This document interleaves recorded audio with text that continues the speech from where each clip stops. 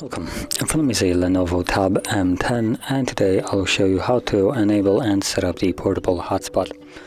And to get started, let's pull down the notification panel, tap on that pencil, which I just misclicked, the pencil, and you want to add the hotspot by grabbing it and dragging it over here, and click on done.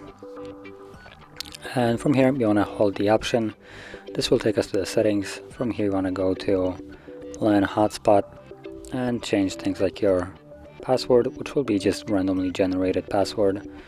You can completely remove this one and set your own new password, which needs to be 8 characters in length. From here tap on OK. Then you have at the top hotspot name, so you can change that if you want to.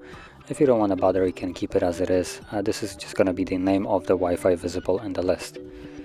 And the next important thing would be the AP band. And on here we can luckily choose both of them, so that's what I would suggest you to do.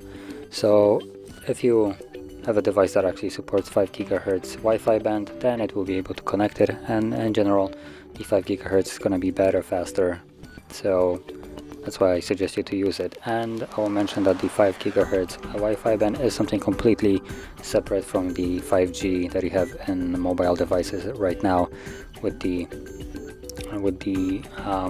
cellular data and just connection.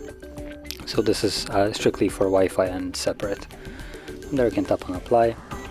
Below that you have the maximum connected users, so just a limit of how many people can connect to your hotspot, and this nifty option right here, so turn off hotspot automatically when no one is connected to it. So once you have selected all that, you can simply leave it, pull down the notification and tap on it to enable it.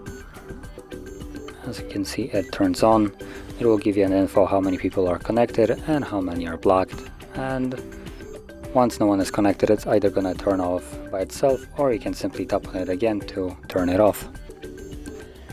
So if you found this very helpful, don't forget to hit like, subscribe, and thanks for watching.